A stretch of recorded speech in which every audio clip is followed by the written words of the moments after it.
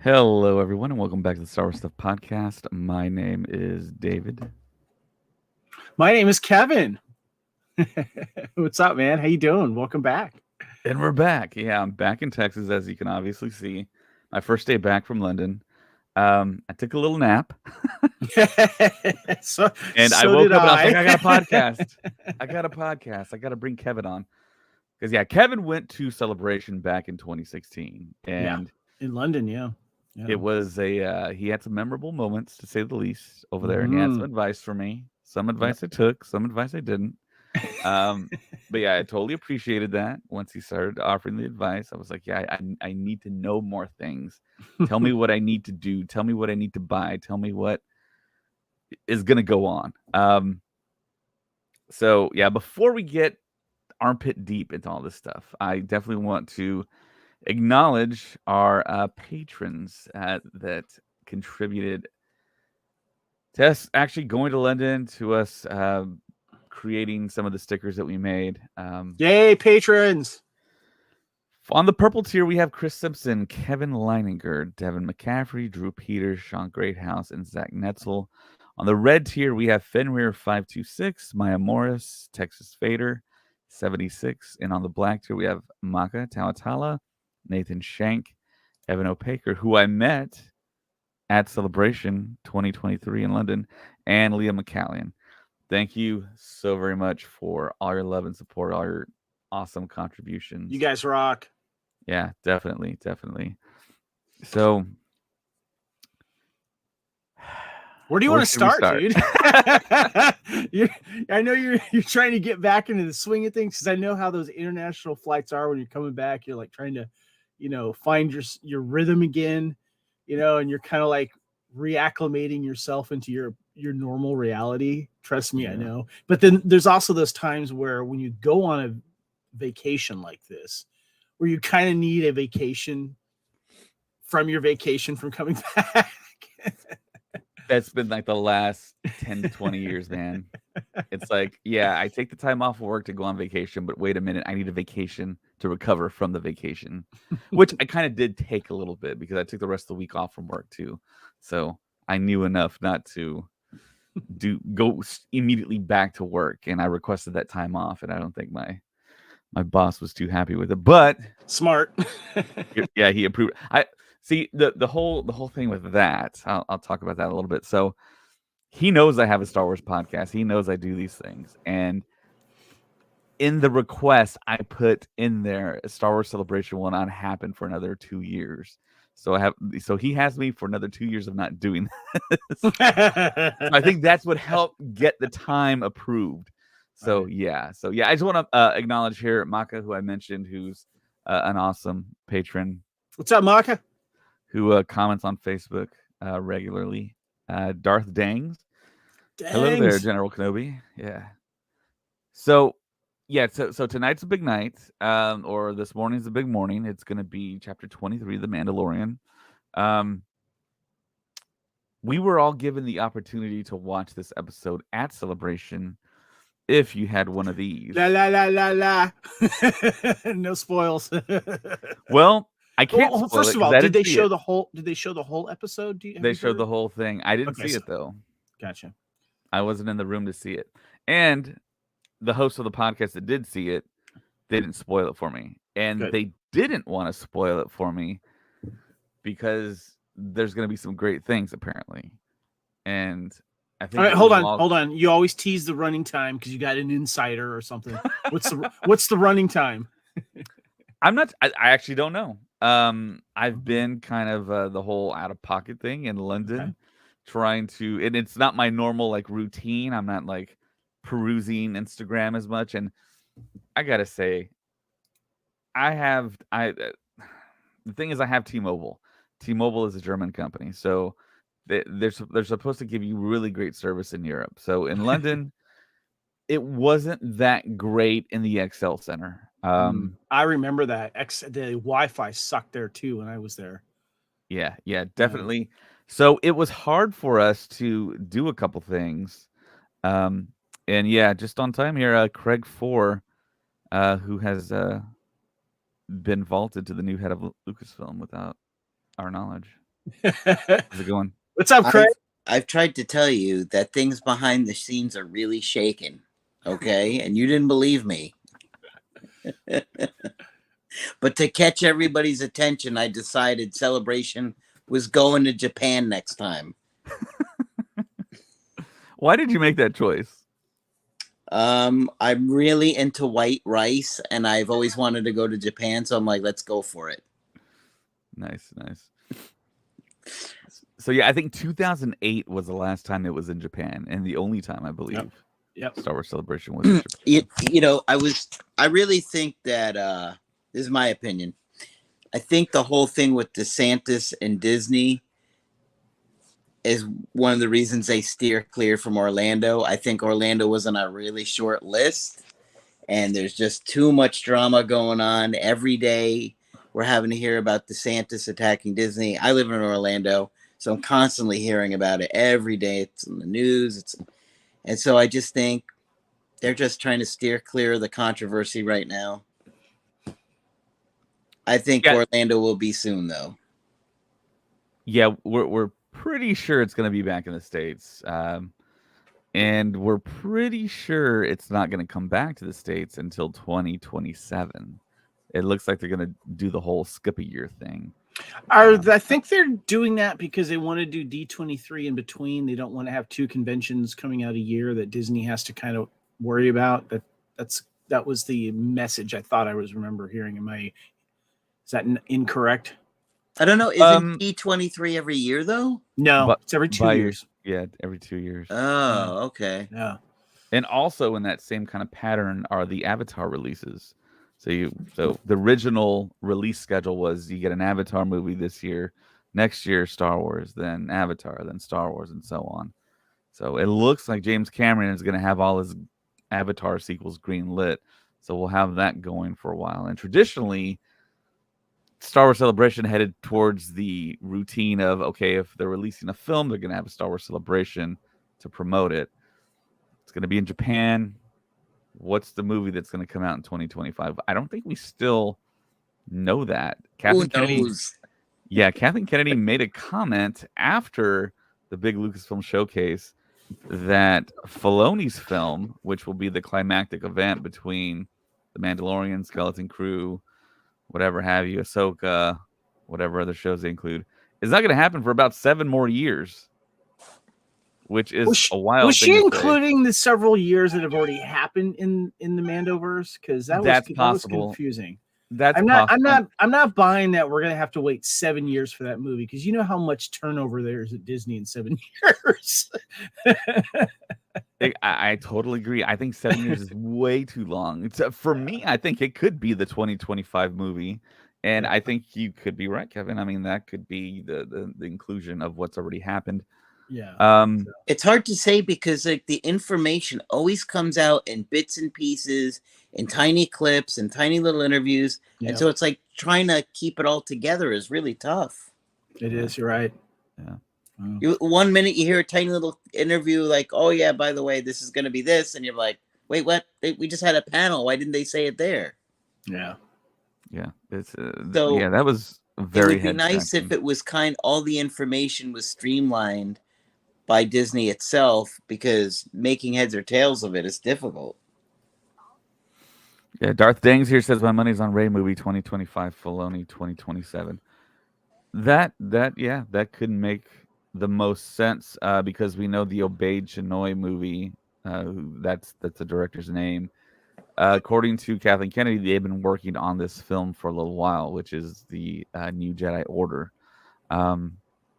And that was a project that Damon Lindelof was apparently tied to, and he couldn't see eye to eye with the director and decided to leave the project. And in his eyes, he thought it wasn't a great story that he can contribute to, so that's why he left. But what were we originally talking about? I forgot right before Craig came on. Celebration, I think. The beginnings of Celebration. So. Yeah. So I was really on the fence about going to London and doing this. So I wasn't really quite sure until very like the bitter end. I just told myself I was probably going to regret it for the rest of my life if I didn't go. So I just said I'm going to go. I'm going to do this. So yeah, we went. Like I said, we didn't follow Kevin's advice. We rented a car. Craig's good friend Carl rented a Tesla, and he drove us around on the wrong side of the road, and we Didn't wrecked. the Tesla keep you in the correct lane? Well, you would think that, but yeah, we pretty much wrecked the car 3 times. We almost had head-on collisions. It's easy to laugh about it now, but yeah, it got kind of scary. Did you catch yourself crossing streets and looking the wrong way first?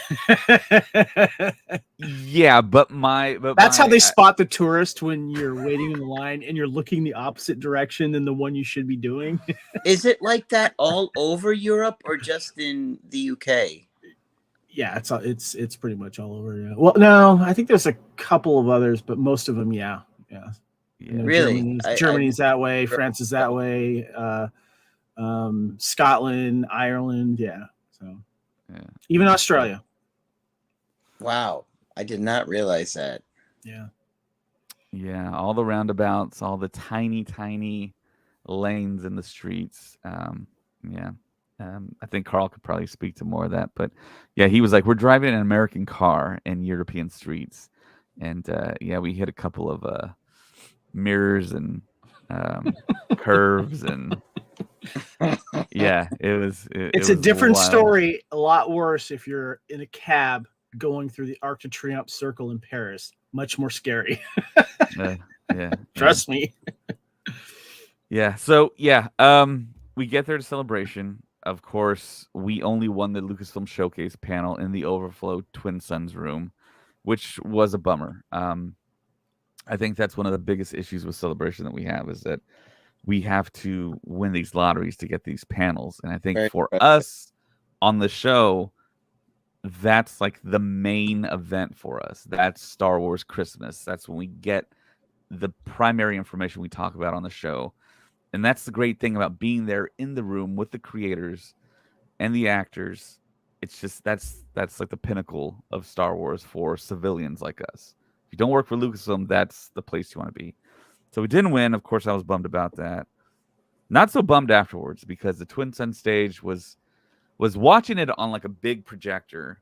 You didn't see the talent live in front of you, but I mean, you still got the information, which is great. Did you get to see the trailer though? Oh, yeah, we got to see everything. Okay. And they gave us wristbands, and it's not like you could go out to like a place and just buy red wristbands this time. They actually say Twin Sun stage, Twin Sun's guests. So everyone got bracelets, and we were towards the front, and of course it was just not very organized. So when they let everyone in, everyone just ran everywhere. Colin tried to get in the standby line. He ran straight to it. They capped it off, I think, before he got there. And he got there, I think, at 5 or 6 in the morning, and they opened up at 10, and he still wasn't able to get in. I know. That's what happened with me. You know, I got there at 5 o'clock in the morning. There was hardly anybody there before us. As soon as they let the line go, I bolted. I was almost towards the front, and yet there was still that line there. And I showed the footage of that last time I was on. How there was 100 people there, people that were in the convention or that have booths, they get in the line. They have their friends get in the line.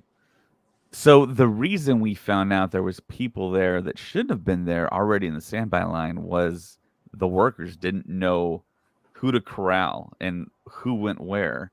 So people were just randomly entering in through different entry points, and they kind of had the heads up and were already there.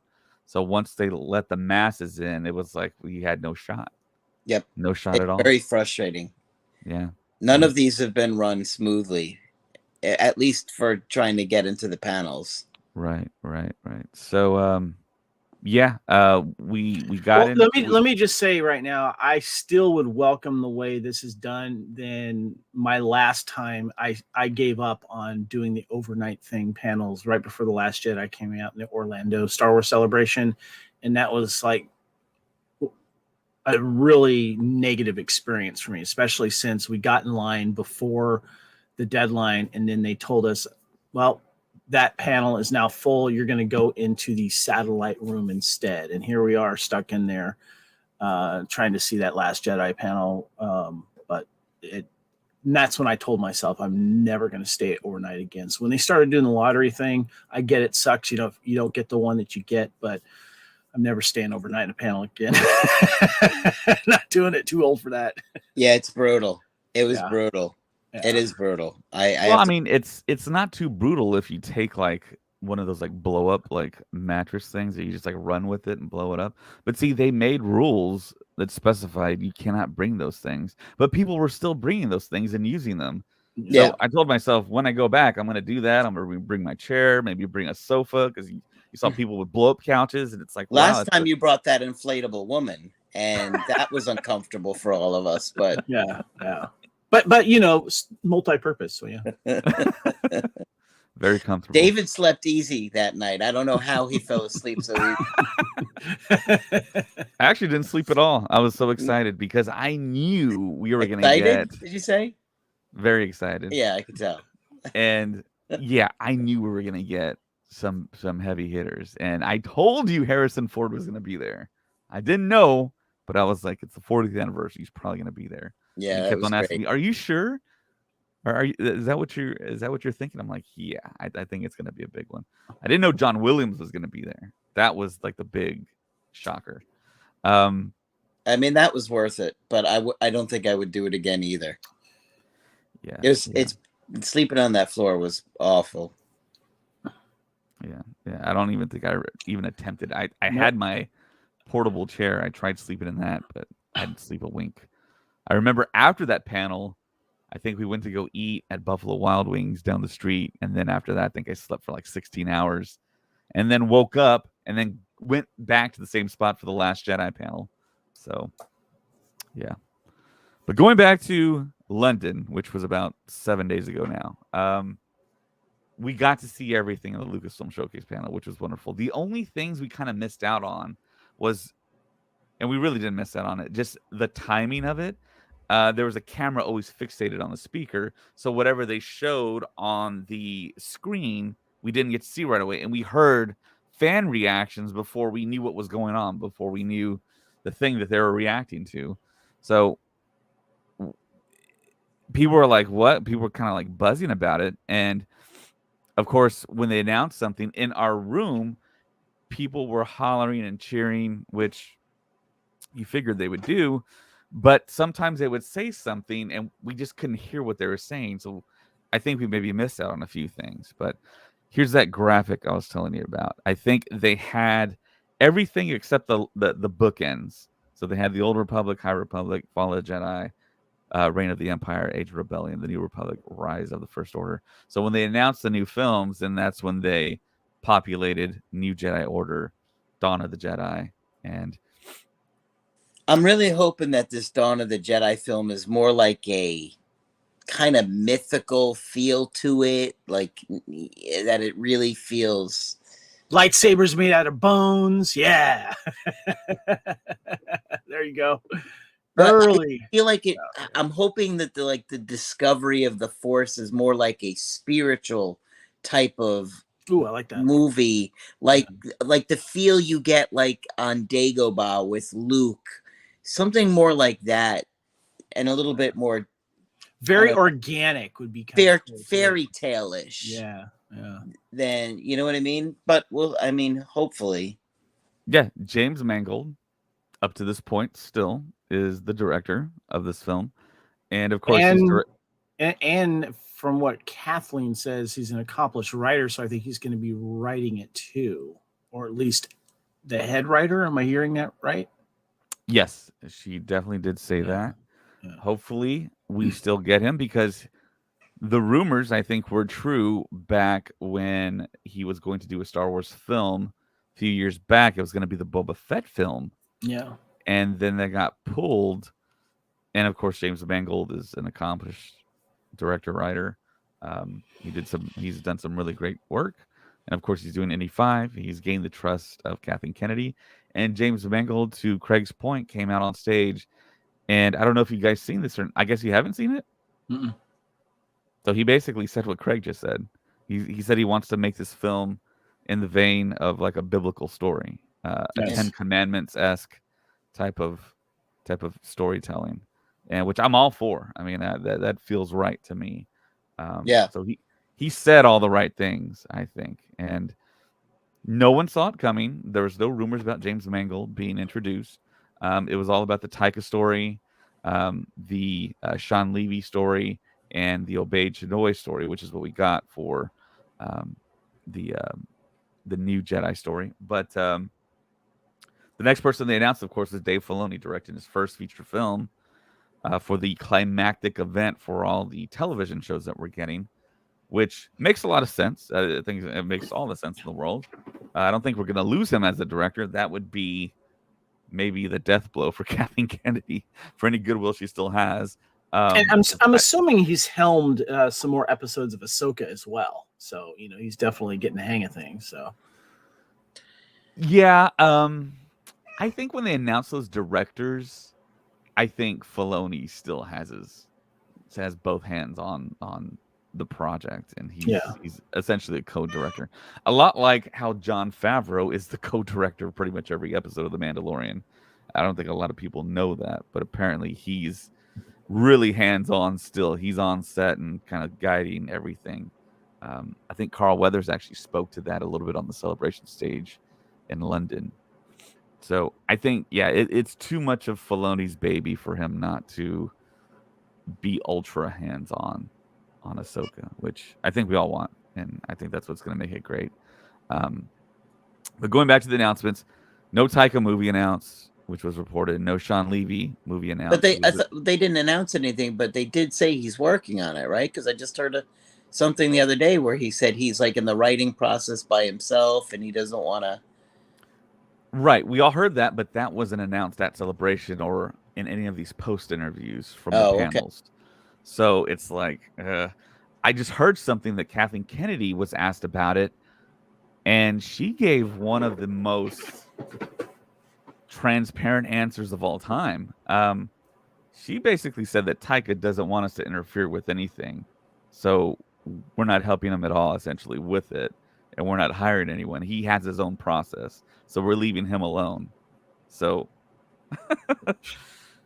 so are you interfering with other stuff? Then are you like? I mean, I think it's obvious.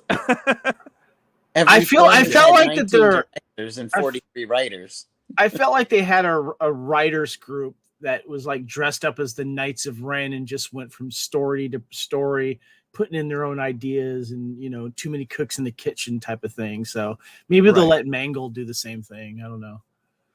Yeah, there are writers' rooms. And then there's, of course, the story group, the Lucasfilm story group. But a lot of people think the story group creates things. They don't create anything. They're second checkers. They second check and make sure you're not going to interfere with existing canon or you're not going to interfere with any existing projects. Because now, famously, J.J. Abrams wanted to blow up Coruscant. And the story group was like, you can't do that. We have Coruscant involved with too many future things. So that's when he invented Hosnian Prime. So they just blew that up instead. And that was essentially Coruscant. It looked exactly like Coruscant. People thought it was Coruscant. I just wish I could have been at the table when he said that. I wonder who raised their hand and was like, everyone was like, snort. What? Did you just say Coruscant? No. So, yeah. I'm totally happy with the 3 announcements for the 3 films they made. They made it at the very end of the panel. It's interesting. It feels like they kind of listened to us with the very beginning of the Jedi and the very end up to this point of all the storytelling. And then plus the Filoni film. Filoni gets a movie. We get to see what if he has it to make a cinematic great Star Wars film. I tend to think he does. But as far as those announcements, totally happy. You guys didn't see the Acolyte trailer, did you? I did. I've seen like the bootleg version of it, but not the whole thing is up. It's like, like the first minute or so, and then it like cuts off suddenly. Okay. So I saw the whole thing in 4K. It was awesome, guys. It was really good. I like to say it was fast. It was intense. It was very dark. It was very ominous. The last scene of that trailer gave you goosebumps. It really did. And it felt like it tied a lot into the High Republic stuff that they launched with the books and the comics. Um, Having Jonas walk out, who played Chewbacca in the sequel trilogy, was awesome. And I think the crowd as a whole was thinking he was in the suit. And of course, later on, he came out in the suit. And they made that announcement that he's playing a Master Jedi. And of course, those pictures did leak months and months ago. But now we got kind of confirmation.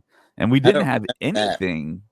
Yeah, we didn't have anything on him actually being in the suit or on set. So I thought that was kind of interesting. And I also walked by him on the celebration floor. And yeah, Even he's pretty tall, guys. in our face today. What's that? Just rubbing it in our face that we were. He's like, by the You way, could have gone, Craig. Harrison and I were talking, and I was like, listen, Harrison. And then Kathleen walks in, but George is like, get out of here, Kathleen. The big boys are talking. But you So should have yeah, been, Craig. Had you been there, you would have seen all this. But you weren't there. you should have gone, Craig. We missed you, Craig. We missed you. We missed James. Yeah, I missed going, but the weekend before I got to go to MegaCon, and it was great because I got to meet Katie Sackhoff, Mercedes, whatever her last name is, who plays Bernardo, Carl Weathers, young Princess Leia, Hayden was there, Rosario was there, so it was kind of like a mini celebration. That's a good group right there. Yeah, for sure. Yeah, I mean there was, and I had met a lot of them before, so for me it was like, and they were just as good as like the celebration guests. Yeah, I agree. It was like a mini celebration for you guys, which kind of is going to hold you over until he was there too. Who? So, Gwendolyn Christie. Yeah, so there was a bunch that I got to see and meet that it was in the weekend before, so it was kind of like my celebration. Yeah, for sure. I think Colin went to it too, and it was weird because I don't think most people knew there was another event going on called the something Paley Fest, something like that, where they had a during Mandalorian what, celebration during MegaCon. Oh, MegaCon. Okay. So it was happening on the other coast. So that's why Katie Sackhoff had to cancel a day of signings and photo ops, fly all the way over to the other coast. They did a panel with Rick Famuyiwa on stage, along with Katie, Pedro, Favreau, Filoni, and they had a lot of fun. They almost did kind of like a celebration type panel. And it was like in a big like performing arts type of center, like a big play theater. So yeah, there's a lot of goodwill right now towards the Mandalorian. And like I said, they gave us the bracelets. Jon Favreau said, "Come back tonight," kind of like what they did with the Obi-Wan first. So you saw it already? I haven't seen it. I didn't go to it. I was doing something else. So yeah, I didn't go to it. Colin and Josh did. The timing just got messed up, and yeah, I was telling out on that. Well, I knew I was gonna watch it tonight. It's not like I wasn't gonna watch it. I mean, and I had to go back in the Twin Sun stage, so it was gonna be the same kind of setup. The screen wasn't like massive like it is at the Celebration stage anyway. So Celebration stage is where it was at. That screen was like an IMAX screen. How is this episode gonna be? From all accounts, they say. So okay, before that, they showed us 6 minutes of the episode, the first 6 minutes of the episode, at the Lucasfilm Showcase. So I know what happens in the first 6 minutes, but it's not anything action packed, but it's very, very story packed. And there's a character in there that I don't think we've ever seen in live action, but it's not anyone that's like huge or anything, because I know it got a very big kind of like, oh my gosh, he's there. Snaggletooth. Possibly. Falcon Tazeri? You're kind of close, Kevin. I know that this character had an interesting name, but Yeah, we're gonna get rolling here in these next 2 episodes. Rick Famuyiwa directed both of them, and Rick Famuyiwa is getting showered with a lot of credit about this chapter 23 that's about to air. Um, it's very cinematic. When the episode starts, the episode is super cinematic. It felt like we were watching the Mandalorian movie at one point. It was very dark, very moody, very like. I'm wondering if Rick, exercised his executive producer credit. He's like, I'm going to get the final 2 episodes. So it allows him to kind of have that connective tissue between the two as well, leading us into whatever they're going to tease us for the next season. Right. Now, who directed the Luke episode? I can't remember. Was it Peyton something? Yeah, Peyton Reed. Yeah, Peyton Why Reed. didn't he direct anything this season? Because Ant-Man. with Ant-Man, Ant-Man, probably. Yeah. And yet Ant-Man was, from what I've heard, not very good. A little disappointing. And it was sort of an experiment with creating a film in the volume as well. Yeah. And there's also that weird story that someone they were supposed to put dirt in the volume, but instead of dirt, someone messed up and covered the entire volume in manure. So yeah. What? Yeah. Where are you hearing this? My sources, no. I don't know. I read it in the volume. Yeah, so they like lost a day because they had to clear it all out because it started to like really stink in there. Yeah, no stuff.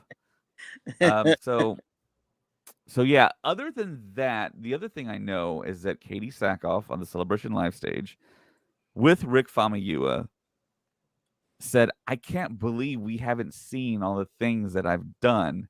And that's going to be packed into these last 2 episodes, which makes you very excited.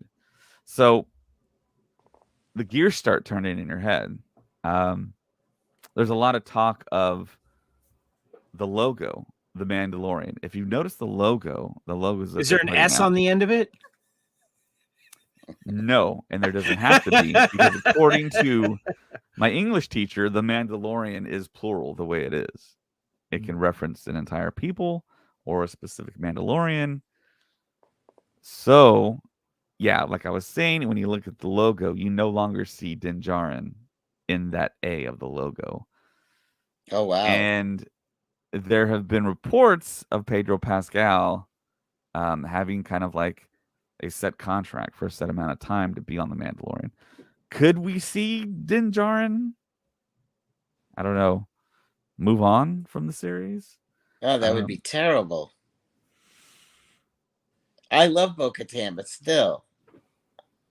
Yeah, to me, Din Djarin is kind of the heart and soul of it all. Yeah, that would be terrible. I mean, he's not even going to hardly be in The Last of Us season 2. So come on, just pay the man. Yeah. Yeah. Well, what would Grogu do? I feel like that's going to be a new bracelet.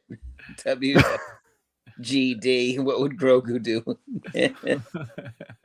So, of course, the other thing that kind of came about, the other big announcement is the fact that we're getting Daisy Ridley back in Star Wars, which when she had that lunch at Lucasfilm, we should have known. Well, I told everyone, I said, well, she's not going to travel all the way from the UK to Lucasfilm for lunch. I mean, what? That's like a 22-hour plane ride. Yeah, they're talking about stuff. And of course, she was announced. And now when you look at the whole timeline and ages, 15 years from the Rise of Skywalker, Grogu would be 91 years old around there. Mm-hmm. So a 91-year-old Grogu might actually appear in this new Jedi Order film.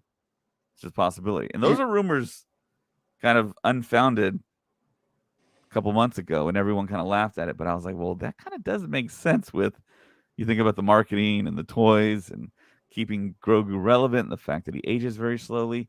It makes a lot of sense. You know, though, he'll say his first words by then. Well, Yoda was like a Jedi Master at like 100, so maybe Grogu is just a little slower. I think Grogu's going to be around for a long, long time. he's Does gonna anyone move. else think that also they wanted to get a new Rey movie out there was to make sure that for two reasons. One, they want to make sure that the sequel trilogy has some legacy for those that are new to Star Wars or the people that grow up with it, know that there's more to see. But I'm also kind of thinking then Galaxy's Edge can still stay relevant. Without not including any original trilogy stuff and kind of keep the sequel trilogy vibe going forward. If that's their agenda, it ain't gonna work because they keep trying to force stuff down our throats and it's not working. Yeah. And I think that the biggest issue with Galaxy's Edge is people aren't that excited about the sequel trilogy, and yet they keep trying to shove it down our throat. Yeah. We want the original trilogy stuff. Give us the Mandalorian timeline. Yeah, Mandalorian would be great. Just having a Mandalorian walking around isn't enough. It's great for pictures and stuff, but they should have just kept a section of it that they can kind of flip out and have some fun with. Throw in like this is a little Mandalorian corner. Oh, we're gonna move it, and this is the Ahsoka corner or whatever. They should have done that. They gotta incorporate Ahsoka timeline, Ahsoka, Mandalorian, even the Rebels crew into that park because nobody wants to walk around and see First Order stormtroopers. The Star Cruiser will be in the movie. Smack my head. Yeah, guys, I think that makes too much sense. So they need to change up that Halcyon storyline too. Somehow Grogu returned. That's funny. Yeah. So I think a little bit of what Kevin is saying is true. That they want to keep, of course, the Disney films relevant. But I also think that Rey is a very popular character, especially with female fans. And I was in London at Celebration. There's quite a few Reys still walking around. Well, you know what? I forgot who was it said it recently, but I've heard this before and I've always agreed with it. I've never had any problem with the casting of any of the cast of the sequel trilogy. It's just been the story that I've had issues with. Rey and Daisy is phenomenal and she is fun to watch on screen. Yeah, I agree for the most part. That I did like the actors, but the story for me was just incredibly infuriating at times. I would do now that you have Daisy. Sorry to interrupt, but I just think it's important that now that you have Daisy, you better be placating to John Boyega because I want to see him back. I need to see his character fleshed out because I think he got the shaft big time. I agree. And that I'm a little bit concerned that it's going to be Rey and we're not going to see Poe and Finn and it's just going to feel disjointed, just like they did from going the original trilogy to this trilogy. Yeah, John Boyega has made the comments where he doesn't want to be Disney Plus, and he'll only come back to a film if JJ's involved, if Daisy's involved, if Kathleen's involved, if Oscar's involved, and so on and so forth. So if John Boyega wants to come back, I believe there's an open invitation for him to do so, and he's been really talking a lot through the media that he just wants to be a fan, he doesn't want to be involved. But, I mean, of course, money talks, and if a good friend, Daisy Ridley, says, hey, come aboard, they know what they can correct what they did in the past. You can pick your lightsaber, Yeah. I would love to see Finn back because we all know now he's force sensitive. Yeah. And I think he's a cool character. I think he's a very good actor. Two solid actors, starting a new kind of path forward. And the other big news, we're getting the Crawls back. Well, hold on. I do want to say I have a prediction for episode 10. We don't know if it's going to be called episode 10. Well, it should be. So. And I predicted that. I said, let's get 10, episode X. And I think the title is going to be Somehow Captain Phasma Has Returned. I'm saying it now.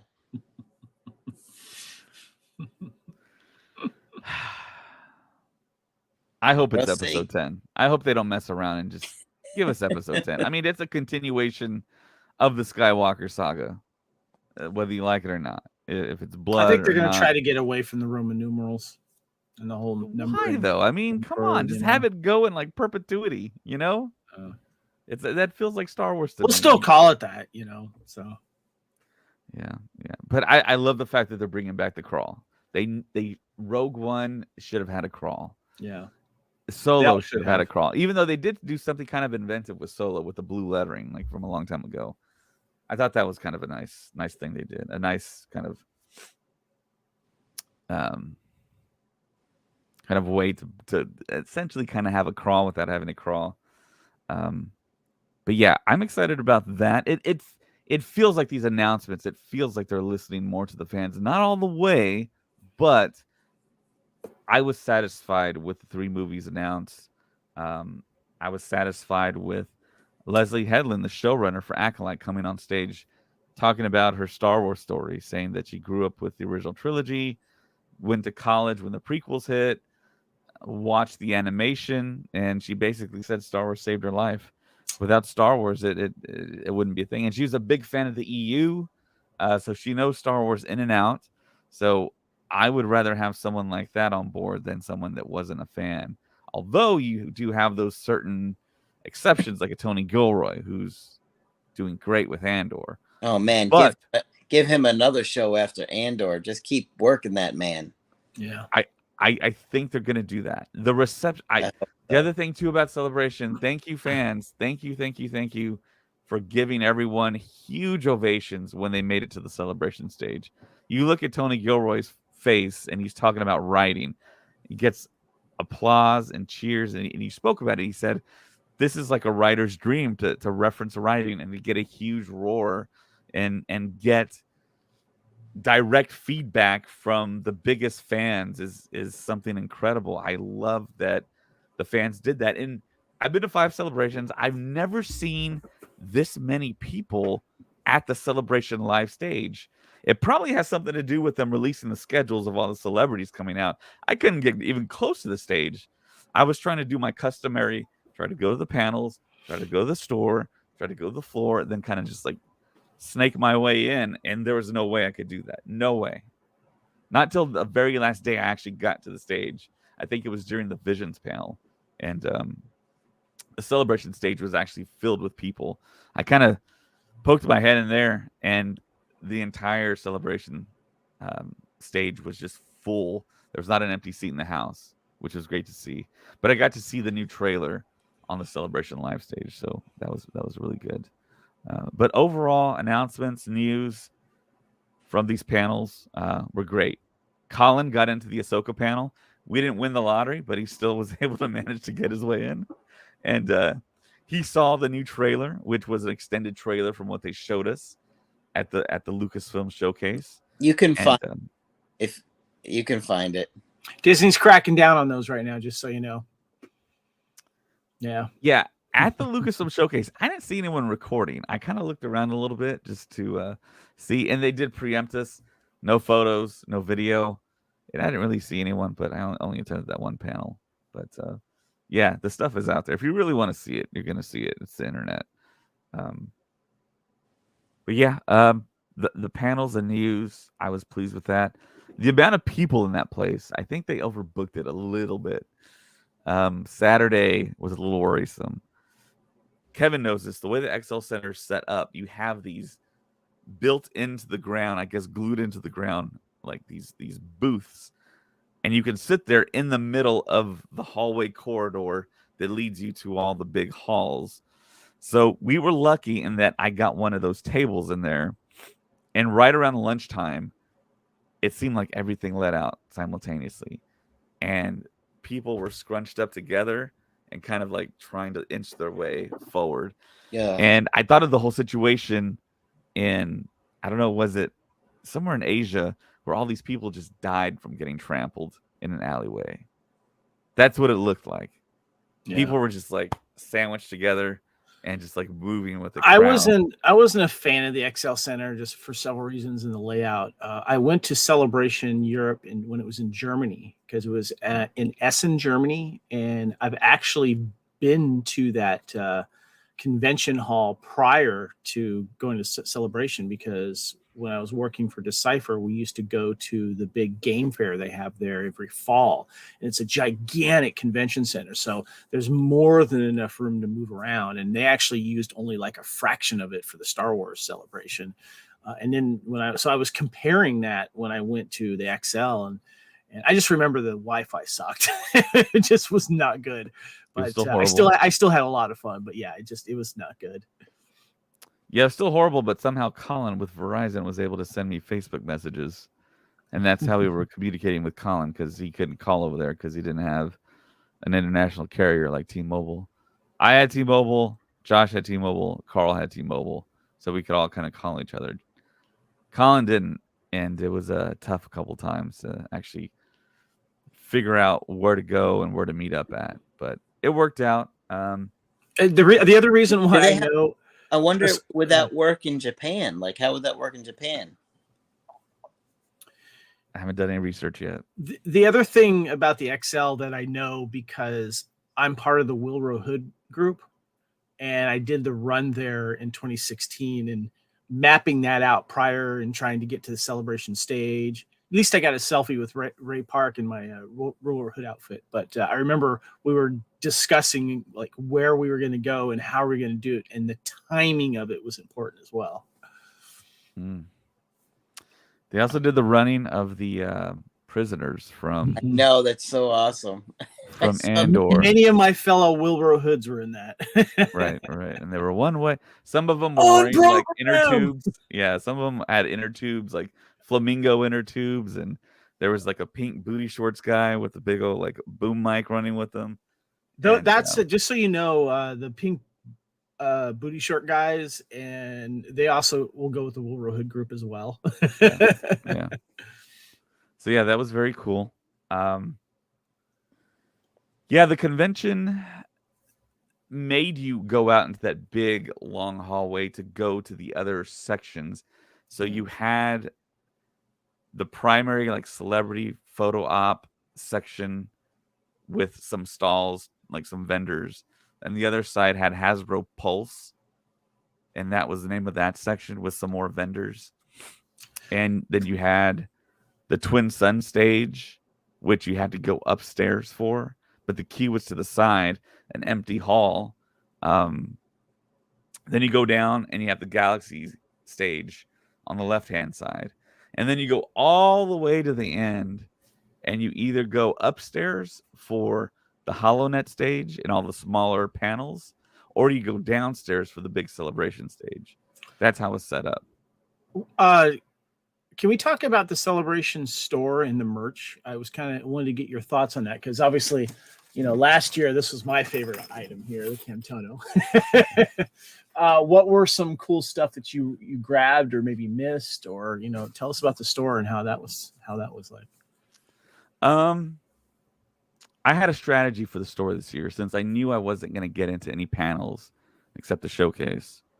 I knew the next morning for Ahsoka, I was just going to go straight to the celebration store. So that's what I did. Colin went for Ahsoka. I didn't want to try to like go to standby because I knew I was going to get in, or try and just walk in. So it took about 10 minutes for me to get in the store. But a lot of the stuff sold out day one. So there's a lot of stuff not in my size or in Carl's size that he was requesting. So it was just not there. They still had all the pins. I'm a big pin collector. I don't have a huge collection, but I do like collecting them. And they had mystery packs, and they also had the chase pins that we didn't know what they were. So I bought 5 mystery packs, and 4 out of the 5 I got a Paz Vizsla. So, but there were 2 pins per, so I got a Paz Vizsla, and so I had all these Paz Vizslas to trade. So I was constantly going up to workers, hey, can you trade me? Yeah, I can. So I got a Neenum. I got a Mon Mothma. I tried to get the Nippet, which is the little baby Ewok that gets pet in Return of the Jedi. Yeah. And I tried to get Chopper, which Forbidden Planet was selling straight up for 10 pounds. They sold out by the time I could get over there. It's completely gone. Did you have a chance to go to Forbidden Planet by any chance? There was a store? line to constantly get in that place, so I never wanted to stand in line Okay. because I had a bunch of photo ops and autograph things to do. I'm talking about the actual store in London, not like no, their no. booth. Okay. Yeah, no. If anyone gets a chance to, it's a great nerd store. It's awesome. Nice. So let me ask you this: which celebration did you enjoy more, Anaheim or Anaheim. the last one? London's the least, I think, out of all of them. Really? Yeah. It was. I think half my friends weren't there. You weren't there. James wasn't there. A lot of 501st people that usually go weren't there. Yeah. The fact going overseas, that's got to contribute to it. It's a long way, a long trip. Oh, God. That's what is that, like an 8-hour flight? 9 to 10. Well, Japan is like 17. Well, no. From me in South Texas, I would fly about 3 hours to LAX. Then LAX to Japan is about 11 hours. That's the last I saw. I don't know. You might be right, Craig, but that's what I saw. Australia is longer. Yeah, I know New Zealand is like 16 hours from LAX. And that's a trip I eventually want to take to go to visit Middle Earth. But yeah, I would say London. Yeah, I think Colin agrees. London is the least fun that we've had. We think because I think the panel lottery had a lot to do with it. Not winning panels straight up and us thinking, okay, well maybe we'll be able to just walk in, or maybe we can win the standby line. Just not knowing what our schedule was going to be, and then we just all like separated too, because people. We had Josh, who was there, who never done Celebration, so he didn't know what was going on. And then we have Colin, who's a veteran, trying to like weave in and out and trying to do this and that. And then B, I was like, yeah, I'm not gonna attempt anything because I just didn't feel like it. And just being in another country. The panels when I went in 2016, they were still doing the wristband things, and it was interesting because obviously, if you wanted to get in, because I got into the Mark Hamill panel, obviously, and the Carrie Fisher one, and a couple others. But what was interesting though was that you would get up early to get into the queues to grab your wristband. But it was interesting because like then there were some panels that like there were still wristbands. So like you would go in and like get your Mark wristband, and then you would immediately get into another queue to get in another wristband for something else. So sometimes we got kind of lucky depending on what was available and what was going on. And with the lottery thing, I can understand that's got to be frustrating. It is frustrating, and that's part of the reason I didn't want to go this time, because it was like you're flying somewhere, going across the country, and I'm thinking going all the way to London, I might not get a panel. Like, it's just so frustrating. It's interesting too, because that frustration with the panels that you're talking about, my philosophy when it comes to any conventions now, and I really kind of exercised that for the first time at Celebration Anaheim, was I decided to not marry myself to panels. I went in, I requested for the Mandalorian one, I didn't get it, and then I think there was one other one that I did get, but I ended up not going. I ended up going for other reasons. I went for the costumes. I went to try to get in the Celebration store and just hanging out with people. To me, it's more about a reunion and meeting up with people and doing it that way. So if I would have gone to London, I probably would have done the same thing. I wouldn't have tried to do the panels because I want to experience a little bit more, maybe done a little bit more of London as well, but that's just personal preference, because I know the frustration that you guys are feeling regarding that, because I've been there, done that. Yeah, that's essentially what I did. Evan right here, who commented, who's one of our awesome patrons, he actually came over to us during that time I told you where everyone was like packed together. He came through, and luckily it was that area where no one was walking, and we got to meet him, and that was awesome. And that's cool. I think he's our first patron that we've ever met in person. Wow. Yeah, I'm trying to think anyone else that we've met. Top tier patron for sure. And yeah, it was awesome. We had a nice long conversation, and I hope I didn't keep him too long. I know he was with his girl. I wasn't sure if she wanted to bust out of there and get some lunch, but yeah, it was awesome to see him. I was able to hand him some things that I had mailed out to him that didn't reach him because he lives very, very far away. So yeah, that's always cool. I wish we could It have is. spent more time together. And I think I've convinced him to come to the States when it's back in the States when we're all 10 years older, I guess. But yeah, so that was very cool. We had other people that listened to us approach us, which was also really cool. One guy came up and he said, "Hey, I listened to you guys. I don't want to disturb you. I listened because I think we were Instagram living, and he's like, I just want to tell you I listened to you. Just want to stop by, say hi, and bye." So So that was both really of cool. our listeners found you at the convention. That's fantastic. All 5 of them, yeah. So yeah, we made some swag and we got to hand it out. I had a picture up here of it, trying to find it. But yeah, we made stickers in the font of some of our favorite shows. We handed those out. We still have a lot left over. I liked it all- when you handed me swag straight up when we saw you, and I saw you for the first time in Anaheim. Yeah. That was so awesome. And Colin made business cards for the podcast. So I was handing Nice. these out, and we have our own QR code in the back. with That's our a big name. thing right now is the QR codes. Yeah, Makes it so yeah. much easier. Yeah. So yeah, that worked out. I didn't take as many pictures with people that, and I didn't see a lot of people that were actually there. I don't know if it's because of the layout of the convention or what.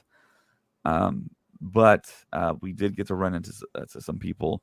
One of my good friends, Eddie, who saved me spotting lines before at other celebrations, he was there too from New England. He went to Old England.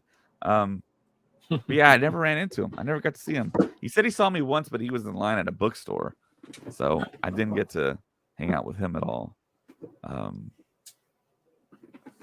But yeah, overall, it was the least favorite, I think, out of all of them. But How like many Kevin have you said, been to? this was my 5th. Your 5th. Yep. I'm not Never fun. disappointed that I didn't go to this one because MegaCon was so good with Star Wars guests that I felt like it would have pretty much been the same guests I would have wanted to meet. You know, if there was been like if Mark Hamill had gone Mhm. and been signing, I probably would have went just because I got some stuff that I'd really like to get Mark to sign before. But there was nobody there that I didn't like. I got to meet Ewan already. Who was there? Hayden and Rosario were probably the 2 big ones, right? Mm-hmm. And they were at MegaCon the week before. And I got to meet them both. Nice. So it was like I didn't feel like I was really missing out on missing any guests. Yeah. And I don't know. I really enjoyed MegaCon, so I think it really helped make me not feel disappointed about this one. But I'm considering Japan. What about you, Kev? Are you thinking about Japan at all? It's been on my bucket list for years, and this is a good reason to do it because I'd love to. I'd make like a full week out of it, even though it's a 3-day con. I'd want to visit other parts of Japan. I actually have a couple people that I know that live there. One person I used to work with years ago that I'm sure would be happy to kind of show me around. But yeah, I'm considering it. I got to talk to the wife about that. I'm considering it too. More so than London for sure. The only thing that bothers me though was some testimonial I heard from another podcast that they had gone to the 2008 in Japan, Yeah. and that the translation part, especially because they're having to translate from Japanese to English and English to Japanese. Because of the Japanese hosts and also the Japanese fans.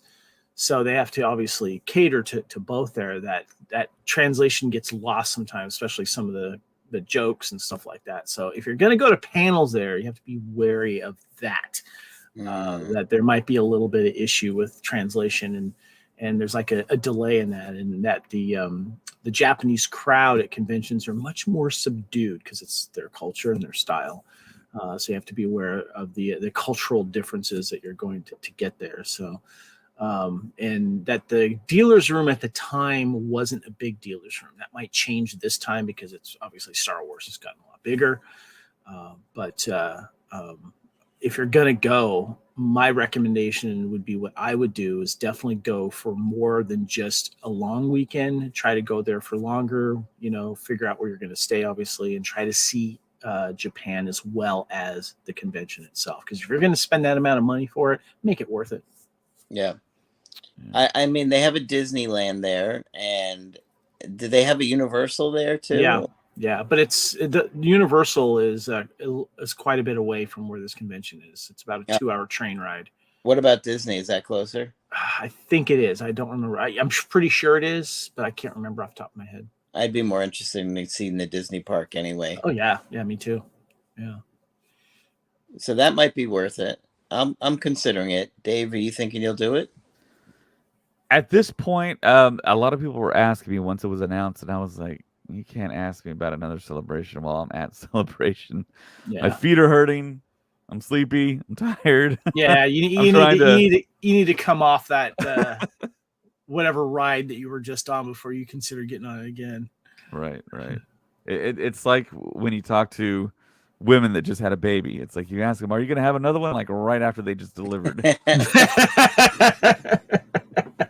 It's like, how can I answer that? It's the same thing. It's like the same thing, David. It is the same exact same. There goes our one woman listener. We had the 2 guys and we had the 1 woman listener. She's out now. She's gone. I've heard. Of course, I haven't delivered. And I have so I wanted to bring this up real quick. In my feed earlier today on Facebook, I saw that Dave Filoni wanted to bring back Plo Koon, but he said, quote unquote, George said no. Yeah, I saw that too. Yeah. Interesting. I know he's a big fan of Plo Koon, but he is, and Plo Koon was like the stand-in for Luke when they had him in season 2. Mm-hmm. And he's also been the stand-in in other spots too. But with Lucas saying no, he's probably going to honor that request. Yeah, I don't think he'll bring it back. If George says no, he's not going to do it. Yeah. So, guys, we're about 10 minutes away from this episode of The Mandalorian, Chapter 23, directed by Rick Famuyiwa. Kevin asked me if I knew the length of the episode. I don't. So, I usually see it from Galactic Transmissions on Instagram, but I haven't seen a lot of posts since I just got back from London. So, I think we're going to end this pre-show here. And if you want to come back, guys, for the post-show, you're welcome to.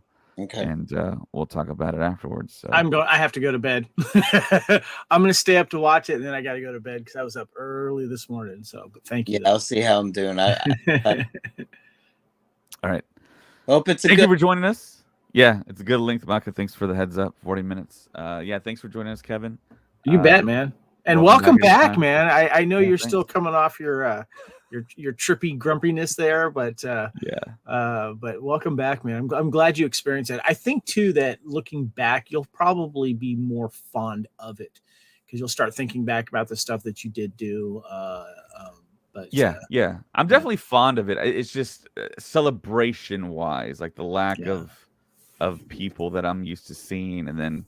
You guys didn't go. That would have been cool to see you guys. You guys were at the last celebration. The Orlando and Anaheim ones have always been the best, in my opinion.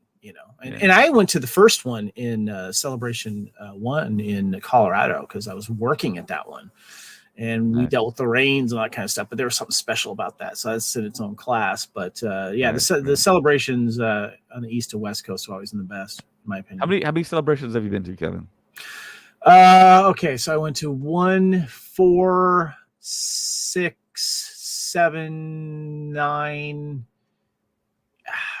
8 to 10. I'm losing count now. I didn't go to Chicago. Let me tell you ones I didn't go to. I didn't go to Celebration 2 and 3. I didn't go to Chicago. I didn't go to Japan, and I didn't go to the first one in London.